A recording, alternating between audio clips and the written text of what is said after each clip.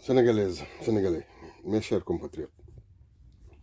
Je suis donc Pape Sarr, j'habite Nantes en France. Je prends la parole pour m'insurger un peu contre des déclarations d'un certain docteur Mansour Diouf que j'ai entendu ce matin, dès le matin, dans les réseaux sociaux. Monsieur Mansour Diouf, au nom d'une compétence médicale supérieure, déclare à qui veut l'entendre que tous les médecins et experts du Sénégal réunis dans le comité national de lutte ou dans le comité national de gestion des épidémies, voilà, qui travaillent avec le comité de lutte contre le Covid-19 au Sénégal et qui sont les conseillers certainement du président du Sénégal en matière de santé par rapport à cette pandémie. Donc le docteur Mansour Diouf vient nous dire que l'État n'a aucune raison d'interdire le rapatriement des corps de défunts décédés de Covid-19 au Sénégal.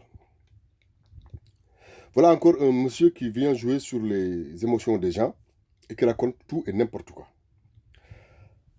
Parce que il n'y a rien aujourd'hui à l'état actuel de la science. Et le site de l'OMS fait de la réactualisation presque quotidienne, journalière. Rien aujourd'hui à l'état actuel des connaissances ne permet de dire que nous maîtrisons suffisamment les processus de contamination de cette foutue maladie qui s'appelle coronavirus au point de pouvoir dire qu'un corps décédé peut s'arrêter de contaminer les gens à tel moment ou à tel autre. Les gens estiment entre 6 et 9 jours le délai pendant lequel les corps continuent de contaminer sur la surface du corps.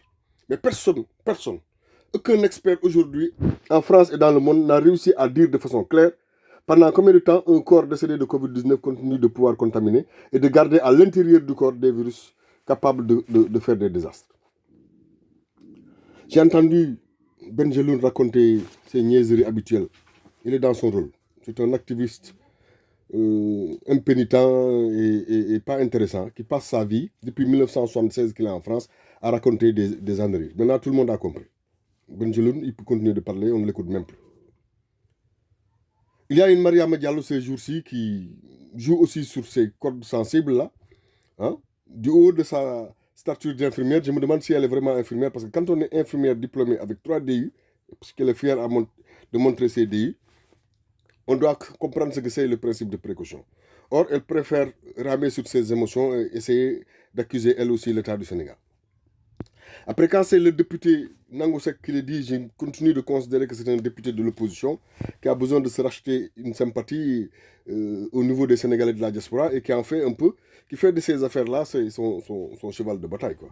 Il faut qu'il se montre pour pouvoir dire qu'il a fait quelque chose pour les Sénégalais de la diaspora. Nous avons choisi les députés pour qu'ils fassent quelque chose à l'Assemblée nationale. Mais pas qu'ils viennent nous tympaniser dans ces histoires de coronavirus en nous racontant des choses qui sont contraires à ce que notre État nous dit. Ce n'est même pas très responsable. Mais encore, pour moi, ça passe. C'est pas grave. C'est mon ami Nangosek. Je l'aime bien. Je le respecte pour son honorabilité. Tant que je peux lui rapporter une réplique dans les panels que nous partageons, je le fais. Je m'en arrête là. Mais par contre, quand c'est un médecin qui prend la parole et qui raconte ce genre d'âneries, là, je suis obligé de faire une vidéo et de moi aussi parler à tout le monde. Puisque maintenant, tous les Sénégalais sont devenus journalistes, je ne sais pas moi, tout le monde a sa propre télé, tout le monde est web designer, tout le monde est tout.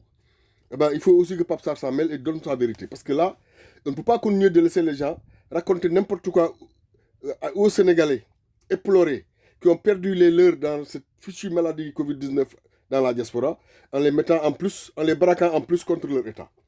Je commence par dire qu'il n'y a que 2 pays au monde qui se mettaient à ramener les corps de leurs décédés de Covid-19 dans leur pays, à les rapatrier. C'était l'Algérie et la Turquie.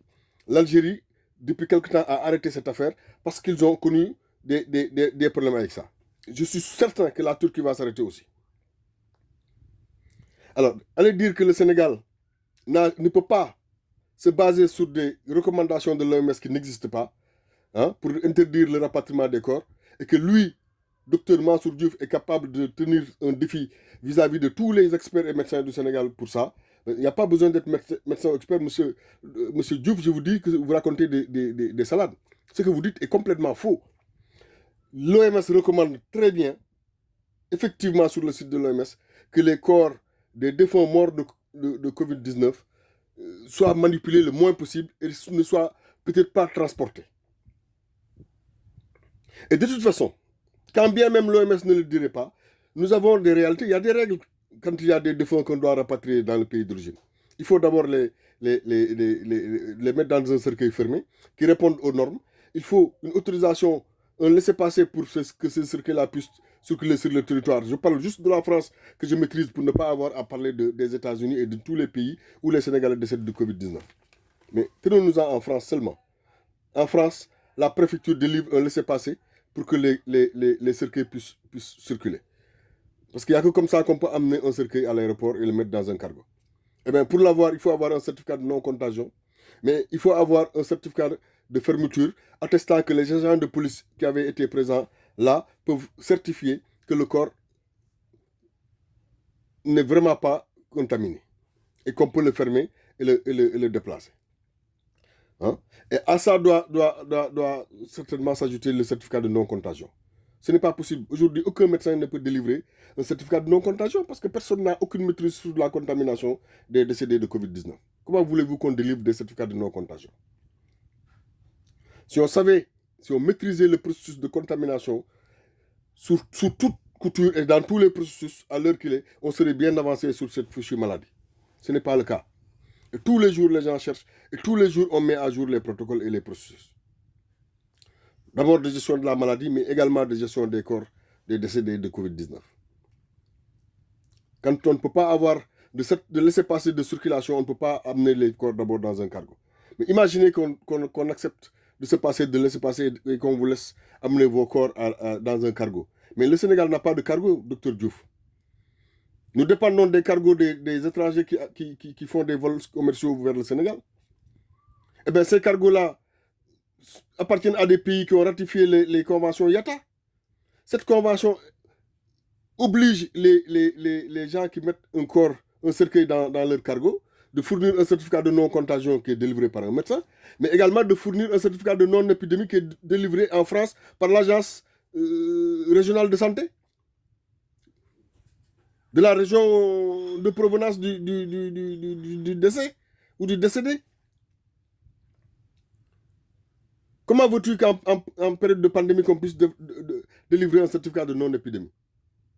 Vous faites un mauvais procès à l'État alors que l'État ne fait que vous simplifier les choses. L'État sait que la pièce maîtresse, la première pour que vous fassiez ce parcours de combattant, je peux en parler parce que moi j'ai perdu mon fils aîné en France il y a juste quelques années et que j'ai dû aller l'enterrer au Sénégal. Je sais de quoi ça retourne. Eh bien, si l'État ne vous donne pas tout de suite un certificat par lequel il vous autorise à transporter le corps au Sénégal, vous ne pouvez même pas faire ce parcours que je viens d'énumérer. Rien de ce parcours ne peut être fait dans les conditions actuelles. Mais encore, le Sénégal fait partie des pays qui demandent que quand on envoie un cercueil fermé au Sénégal, que le corps du défunt ait subi des soins de conservation. Parce que nous sommes en pays chaud et parce que nous ne connaissons pas la durée de trajet des cercueils entre le Sénégal et le pays où le défunt est décédé. Et puis une fois à Dakar, il faut encore peut-être parcourir des kilomètres pour arriver à la destination finale du défunt. Donc le Sénégal fait partie de ces pays qui exigent qu'il y ait des soins de conservation sur le corps des victimes. Or, en période de pandémie, M. Diouf, vous devez le savoir, les agences françaises interdisent qu'on fasse des soins de conservation de corps sur nos défunts. Il n'y a aucune alternative possible sur ces corps-là au point de pouvoir délivrer un certificat de non-contagion. Alors comment voulez-vous certifier, vous, parce que vous avez la science infuse, que vous mettez tout le monde à défi et que ces corps-là ne rendront personne malade? De plus, quand les corps arrivent au Sénégal, vous n'avez aucun moyen de certifier que l'État pourra mettre un gendarme, un policier ou un pompier sur chaque corps pour pouvoir dire qu'on va les enterrer avec la caisse sans l'aval de leur famille. Le Sénégal ne fonctionne pas comme ça. Les Sénégalais reçoivent leur corps et, quand ils le peuvent, respectent les rites mortuaires quand ils reçoivent les corps de leurs défunts. Le Sénégal ne peut pas se payer ce risque. C'est le luxe de prendre des risques de cette nature. Ce n'est pas possible. Nous cherchons à juguler le coronavirus au Sénégal. Nous sommes dans une lutte au Sénégal avec peu de moyens. Hein, et nous devons arriver au bout parce que sinon ça va être la catastrophe. Et vous venez nous tympaniser parce qu'il y a des morts. Mais nous sommes en situation de guerre. En situation de guerre, les morts, on les enterre sur le champ de bataille, monsieur Diouf. Je suis sénégalais, moi aussi, de la diaspora. J'aimerais bien, si un jour je venais à mourir, qu'on m'enterre moi aussi sur la terre de mes ancêtres. Mais je suis certain que si cette mort devait arriver en période de pandémie, comme nous vivons actuellement, j'accepterai mon sort parce qu'il n'y a pas d'autre solution. Alors arrêtez de jouer avec les émotions des gens et de braquer tout le monde contre l'État du Sénégal. Ça ne sert à rien du tout. Je ne suis pas là pour détendre l'État du Sénégal.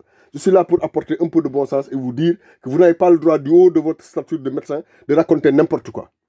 Albert Jacquard avait dit qu'il y a beaucoup de médecins et de juristes qui sont des nuls, mais des nullards comme on ne peut pas imaginer. Pourquoi? Parce que voilà des matières pour lesquelles, pour avancer, il faut apprendre les choses par cœur 3/4 du temps pendant des années. Et les gens ont pris cette habitude-là. Que les médecins me pardonnent, que les juristes me pardonnent.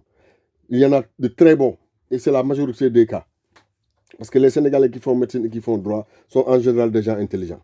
Mais il y a malheureusement des gens comme vous, Dr Diouf, qui faites partie de la race pointée par Albert Jacquard et qui pouvez vous mettre en capacité de raconter n'importe quoi aux gens. Je vous défie de prouver que les morts de coronavirus ne peuvent contaminer personne. Vous n'avez rien pour le prouver. Et de toute façon, même si l'État du Sénégal vous délivre des attestations qui vous permettent de transporter vos corps au Sénégal, d'abord, vous n'allez pas trouver les cargos. Et si vous les trouvez, vous n'aurez pas de certificat de non-contagion et de non-épidémie en France pour pouvoir acheminer vos corps. Alors, racontez la vérité à vos compatriotes. C'est le moins que vous pouviez faire. Au lieu de nous raconter des salades à longueur de journée.